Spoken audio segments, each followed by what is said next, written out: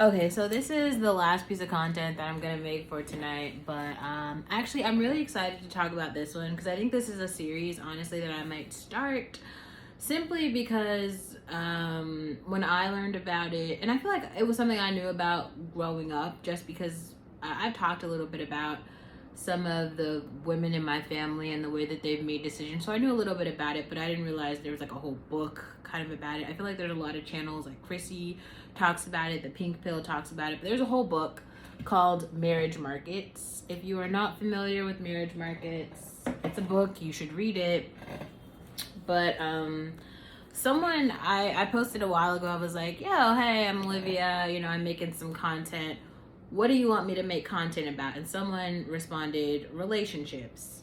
And I thought that was funny because like I have just all these very like weird opinions about relationships just because of my own lived experiences. But so some people wonder why I'm like not stuck in some awful marriage. I do have a pretty shitty relationship with my ex, I can't lie. Like Alvin's the worst. But also, yeah, I mean, I'm not in some like domestic violence dispute, and I don't really have like some awful relationships with people that I'm talking to now. People are pretty great. I feel like I even have some people who I have like crushed on in the past. Like some people know I have the biggest crush on Sam Altman, and I talk to him all the time about relationships now. So I think that's kind of funny.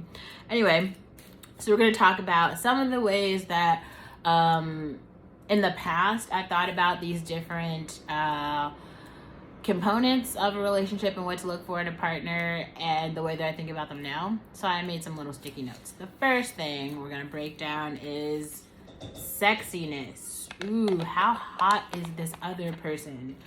Okay, so now if you are on the internet, especially if you're black, you know about Kevin Samuels at this point, who's basically really notorious for scoring people, giving people those little hotness scores like, okay, are you a 5? Are you a 9? What are you? How much do you weigh? Blah, blah, blah. Are you hot in the face? Like, what's your score or whatever?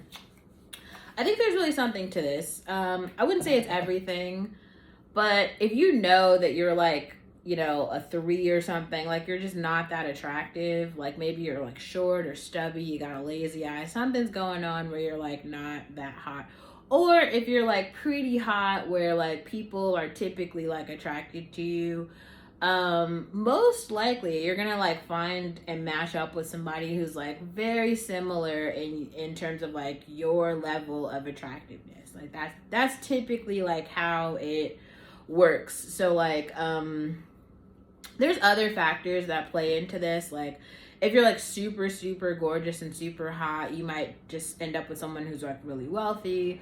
Or if you're like super unattractive but really smart, then maybe you get someone else who's like in the same range, something like that. But like typically, just go for someone who's around your level of like hotness. So like if you aren't like the most attractive person in the world, probably doesn't make sense to like go for the person who's also like not the most attractive person in the world. But also if you're like relatively attractive, then just realize that you can probably find someone who's also like relatively attractive, and then form a relationship with this. But also looks aren't everything, and especially like the older that you get, I don't know, especially for me, I've had just the worst experiences with like this like hot guy thing, and I don't know why, but I'm always in competition with a guy for like who's the prettiest.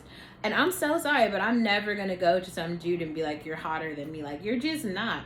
Most of the time I don't try, but on a good day, like I know how to dress up and I know how to dress, and I'm a killer in a dress. So like no, like there's no guy who I've seen who's like better looking than me. I'm sorry, it's just not happening. Like maybe you could arbitrarily say that some woman is like better looking than me, like fine, but I still think that what I have going on is nice. I am very confident in what I have, what I bring to the table, and it is something. And I in the past have just had people kind of like walk over it and diminish it, try to be like, well, you're not that hot, or oh, you're cute. They'll try to say shit like that, like I'm a puppy. Like, no, I'm not cute. I'm not cute. If you don't think I'm beautiful, totally fine. Maybe I'm not your cup of tea, but I'm somebody's cup of tea, and I bring a lot to the table, and I know it. So like, just be aware with what you bring to the table, and you don't have to deal with bullshit. Because honestly, you could just be alone and deal with your bullshit. Like me, I'm alone, right? The next sticky note, compatibility. So you might be like, okay, what the hell is compatibility? This basically means like someone's willingness to compromise. Now, everyone, no matter where you're from, everyone grows up differently. Like they have a different set of parents. They grew up in a different part of the world than you. They literally have a different worldview than you have.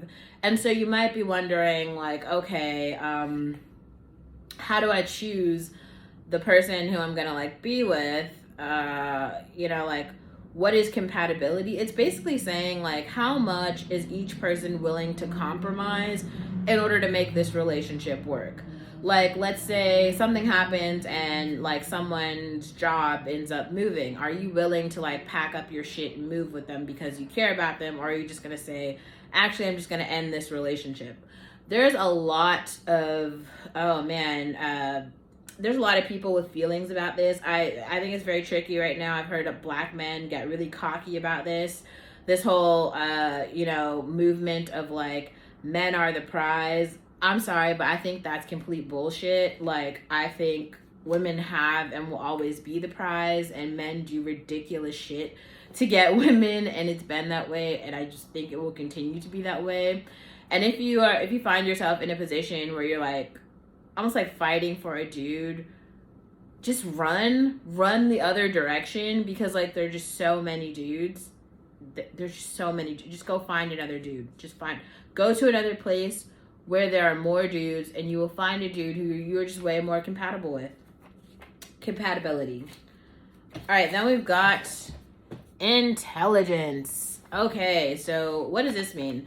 This basically means like a lot of people measure intelligence based on like where you go to school. So like really smart people might go to MIT, Stanford or something, Harvard, right?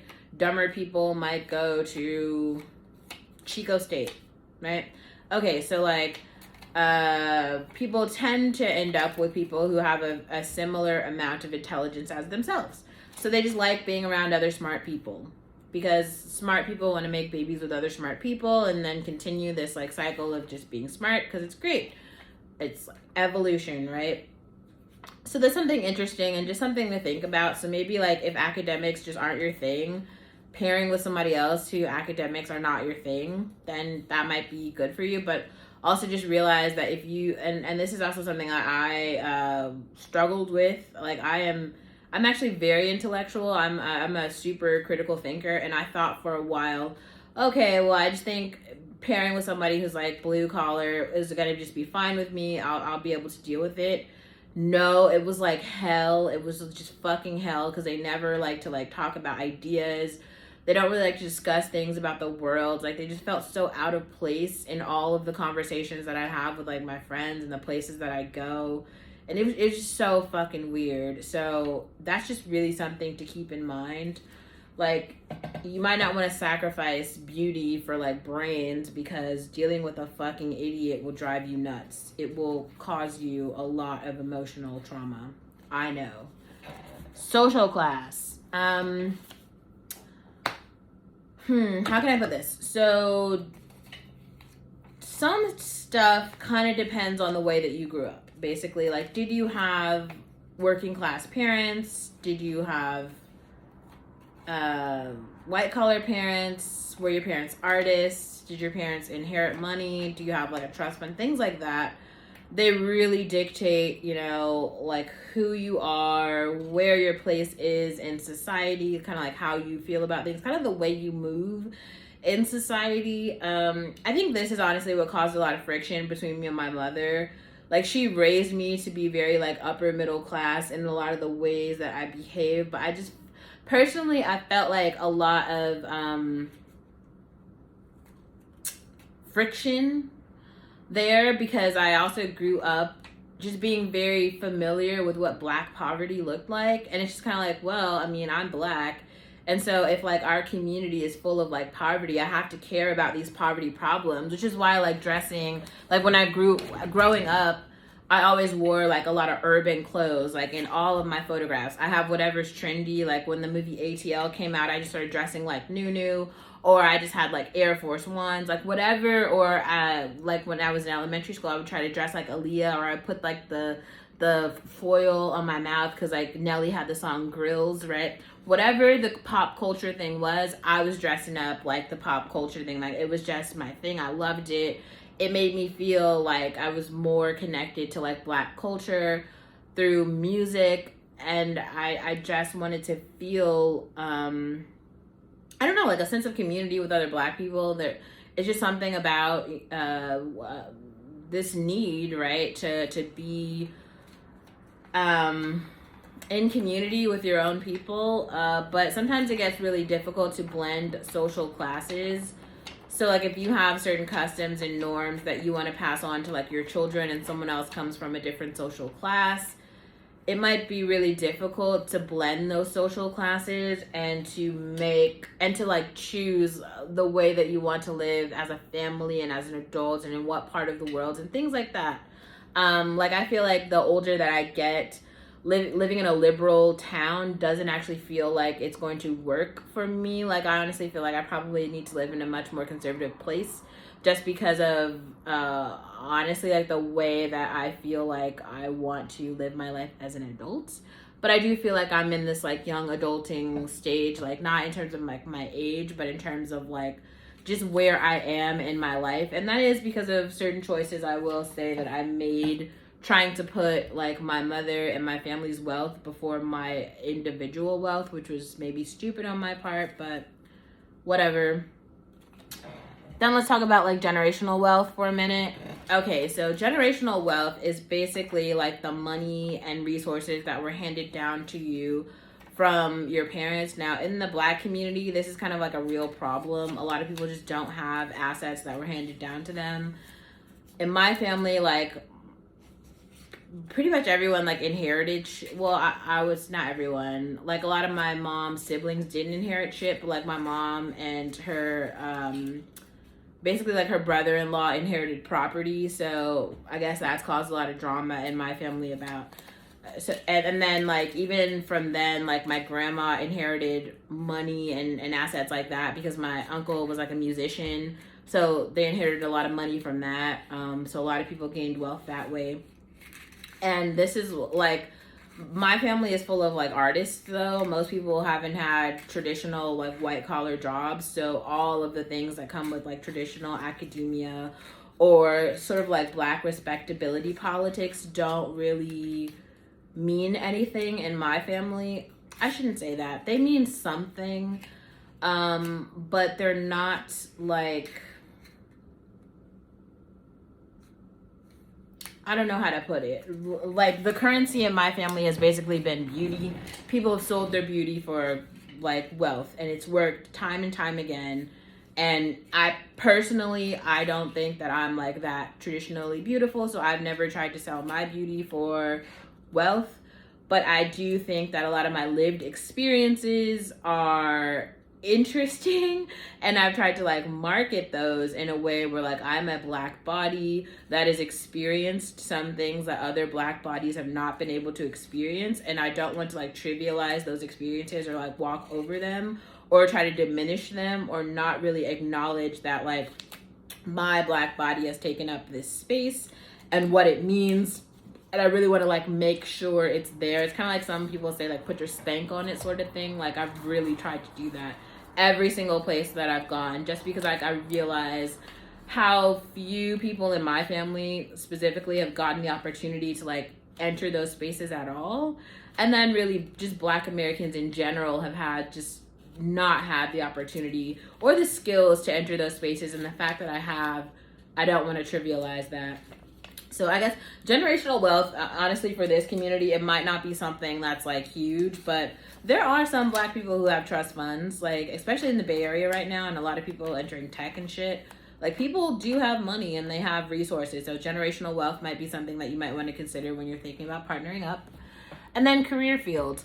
like, let's say you're a doctor, you might want to marry another doctor, but actually maybe you don't, because like the schedule of a physician is kind of crazy, right? So maybe you're like, I want to just if you're a male doctor, you might want to marry like a female doctor. There's actually some podcasts where female physicians talk about how hectic their life is in terms of like balancing motherhood and balancing what it's like to be a physician. I just know about that because I spent a lot of time believing that I was going to be a radiologist and doing all of the work, preparing to go to medical school, and then really deciding I don't think medical school is the thing for me. I don't actually know what I want to do as a career in the long term right now. Maybe it is just be a computer scientist because I've done so many things that are like on that track. It just kind of makes sense to just finish it out. But I'm very curious. I am just the curious type of person, and I know so many life hacks, which is kind of like why I've been able to get over this long and this far, having not really like committed to much. But career field is a very I think it's pretty important in terms of relationships, because you know, if someone has, let's say, like just a minimum wage job now, especially depending on what their age is, or if they're like a business owner or something, and you partner with someone who's a business owner, that business could be like a legacy for you and your family, and can trickle down into like what it means for you as like a person. It's like your legacy, right? But if a person, let's say they are like, I don't know, 23 and they're working like a minimum wage job, that literally means they kind of like missed out on a lot of opportunities, like whatever it meant to capitalize on getting a 4-year education. Maybe they just weren't they were like interested enough to like actually follow through with a degree, or maybe they didn't want to, or maybe a ton of like life stuff happened. Like you don't really know like what it is, but you might feel like, oh, that person actually isn't responsible. They're not they don't follow through, and I don't like that character trait in a partner, so I want to choose someone else. So those are some decisions that you might make. And then the last one that I wrote down is income. So income is going to determine like the type of life that you want to live. Like I just actually realized a lot of people don't know the game MASH, but MASH is a game that I grew up playing, and it's basically a game where it's like mansion, apartment, penthouse, shack, I think, or wait, shack house. Mansion, apartment, shack, house. That's what MASH stands for. And it's basically like you make all these lists where it's like, I want to have this type of person, I want to do this, I want to have this type of career, I want to have this type of husband, I want to live this type of lifestyle. You know, these are all the things that I want, right? And playing that game as a child enables you to like understand kind of like what your life options are as an adult. So like for me, I did not want to be the person living in like a mansion. I never wanted to be like upper class. That just was not something that I was interested in. Being so like growing up around so many members of my family who are upper class made me feel like they're just such snobs, you know? Like they are just so fucking snobby, and so many people don't work for the shit that they have. They just get it, or they like marry into it, and they're like, no one's gonna like take their money or their access away.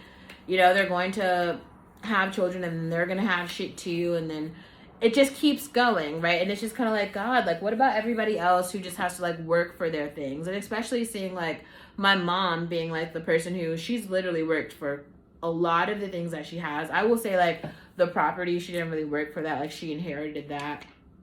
Let me stop lying. My mom actually, she worked, but she actually didn't work that hard. But she tried. At least she did more. She worked harder than the other women in my family, who most of them haven't done shit at all. They just married, and that was like it. But she, you know, she's a person who's had a job, whatever that. That's actually not, just given what I know about adulthood, that's actually not really saying that much. But she did try. She did that, whatever. But what I'm saying is, depending on the amount of income that you have and that your partner has, it will really make a difference in the sort of lifestyle that you can live. So that matters, you know? Like you should really think about like the person that you end up partnering with, the type of career that they have, the type of money that they're making, and really for yourself, like what type of money do you want to make? what type of lifestyle do you want to live? And you can honestly make choices that enable you to like live certain lifestyles. It's kind of funny, like when people look at me and then they're like, oh my God, how do you do certain shit? It's like, bruh, I trained as like a software engineer. You know, it's like, I mean, it's like funny because it's kind of like, yeah, I mean, I could just go apply for software engineering jobs, but I just don't want to do that. Like, I don't know why it's really hard for the society to take me seriously as like a product manager, a program manager. But like, that's the only job in tech that I like want. And really, it's like a senior program manager at this point. Like, that is the job that I want. That's like really the only job that I want. The other jobs I'm just not interested in doing. But I would be very interested in being maybe a professor in computer science or something. Maybe that's something that I would do, since clearly no one's taking me seriously as like a PM. But yeah, so those are some of the things I would say when you're thinking about relationships, when you're thinking about partnering up, how to make certain decisions. And maybe I could do a better job of like unpacking how I've made those decisions in the past, though I'm just not sure it will be useful for some people, just because I have life hack type shit. Like, I mean, I've told some people this, but like, there are certain times in my life where I've modeled, so just, you know, being in modeling circles, like, you just get more access to people that if you're not in modeling circles, you won't get access to those people. Or just like a lot of I have family members that are like working in Hollywood, so just kind of like, you know, knowing those people gives you access to like, you know, certain parties and events and shit like that. Or really just like, I'm not saying I'm the prettiest, but just like being this in this body and speaking the way that I do gives you access to some shit. So I don't know if like my experiences are going to be particularly relatable to like other people. I really think you have to look at your own situation and like what you bring to the table, what your lived experiences are, how relatable you are, how really what your communication style is, what it is you like to talk about, right? Like, are you into fashion? Is your thing like you actually like current events or politics or food? Like, I really don't know. Whatever it is though, especially if you're a woman and you're interested in that sort of content or that sort of like decision making process, I would definitely say there is a partner out there for you for sure. But you might just be in a very strange place. Like, I honestly feel like California is a very weird place for Black women. I've kind of felt that way for a while. But also I think it's a really great place for intellectuals. So it's like, how do you balance that? Yeah. If this resonates with you at all, or if you have any specific questions for me about some of the things that I said, and maybe I'll go back and edit this video and try to make some of the points a bit more clear, but these are just rough drafts that I will edit later. So that's the content for tonight.